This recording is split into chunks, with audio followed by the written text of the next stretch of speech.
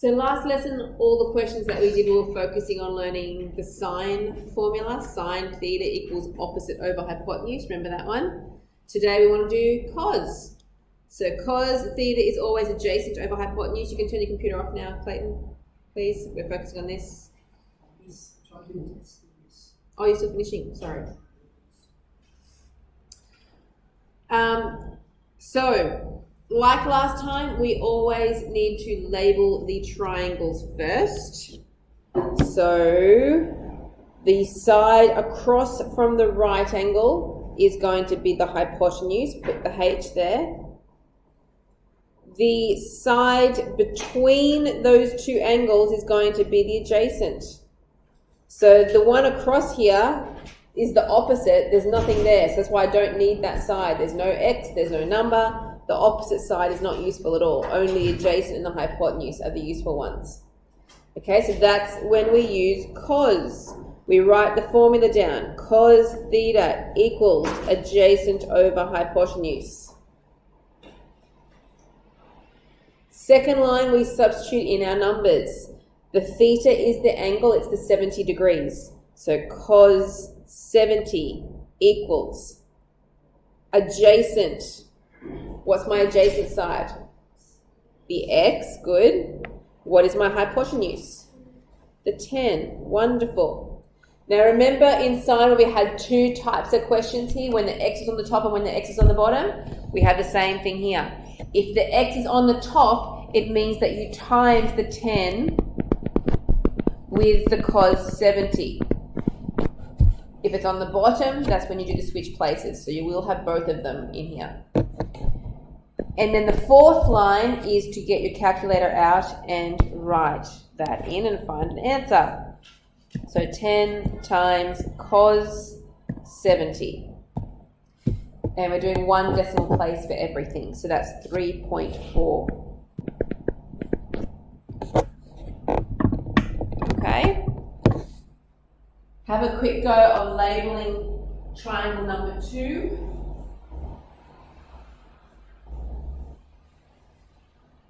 Which one's the well, we don't need the opposite. Where's the adjacent? Where's the hypotenuse?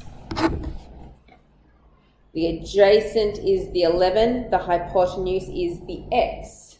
Did you get that one labeled right? All right, write the formula down. Cos theta equals adjacent over hypotenuse. Then sub into it. The theta this time is 66 degrees.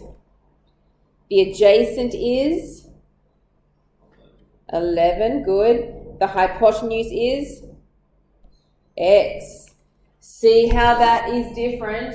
X is on the bottom to this first question. X is on the top. Yeah? When x is on the bottom, we switch places. The x comes over here on the left, and the cos 66 goes on the bottom of that fraction. So it's x equals 11 over cos 66, and we type that in the calculator. Remember that you do need to close that bracket when it's on the bottom of a fraction. So to one decimal place, that's 27.0. And yes, you should write the 0 because it indicates that you've rounded to one decimal place. All right, question 3. Try again. Label your triangle. Adjacent is the x.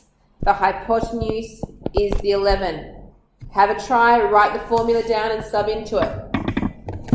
Each time I'm going to get you a little bit more, so eventually you can do the whole question by yourself.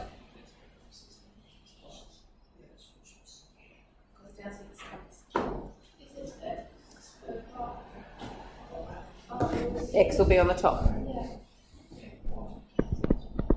Alright, Ashton, have you had a try? Formula down. Write the formula down. Cos theta equals adjacent over hypotenuse. Clayton, quick, you've got some catching up to do. Yes. So cos 64 equals, the adjacent is the x, the hypotenuse is the 11. X is on the top. I put it on, it's on your books there, I put it on your desk. When x is on the top, that means we times 11 times by the cos 64, and then type it in your calculator.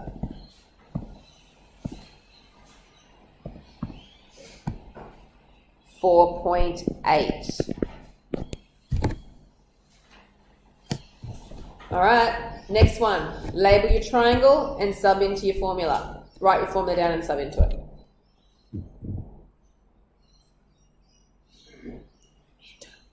You should be doing this. Question 4, label your triangle.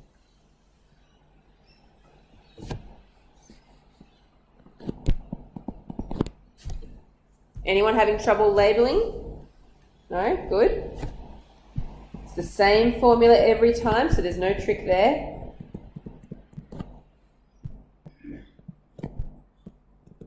The angle is 59, the adjacent is 10, and the hypotenuse is x, so the x is on the bottom. What happens when the x is on the bottom? They divide, they switch places. X equals 10 over cos 59.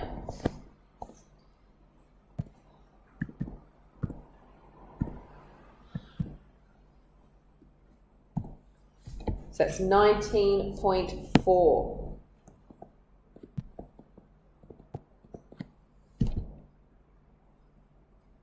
Okay, is anyone else finding this very similar every single time? You're getting the hang of it? Getting easier? So question 5, label that triangle. The 12 is the adjacent. The hypotenuse is the x. Write the formula down. Cos theta equals adjacent over hypotenuse. Substitute into that formula. Cos 29 equals, the adjacent is 12, the hypotenuse is the x. X is on the bottom, so what should I do? Divide. Yep, do the switch place. X equals 12 over cos 29, and then calculate.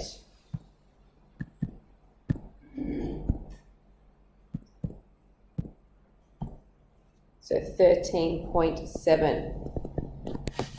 All right, I think you should be able to do all of 6 by yourself, and then I'll write it up as a check.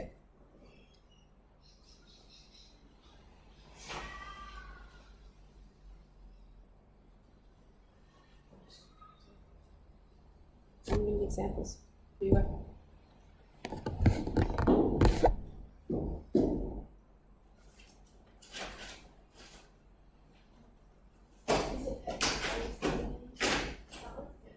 No, the X is going to be on the bottom again.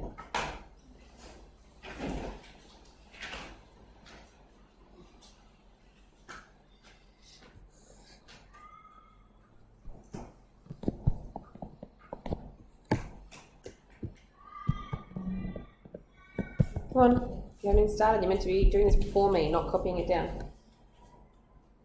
Everyone should have labelled their triangle.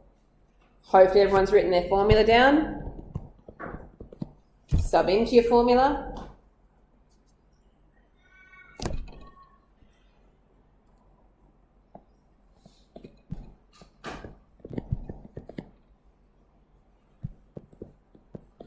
The adjacent is 17, the hypotenuse is the x. So the x is on the bottom, which means we switch places. Remember, there's always 4 lines. Make sure that you show all 4 lines. And calculate. Did anyone get an answer? What'd you get? 65. All right, let's see. Cos, what was my angle? 65.7. Perfect. Well done, Will. Ashton, did you get that? Yeah. Did ya? Yeah. Yeah. Clayton? No.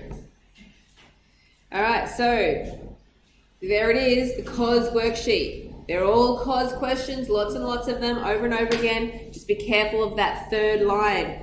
First line should always be the formula. Second line is always substituting in. It's the third one when you rearrange it that they have the two different types, and then the fourth one for your answer. All right, off you go.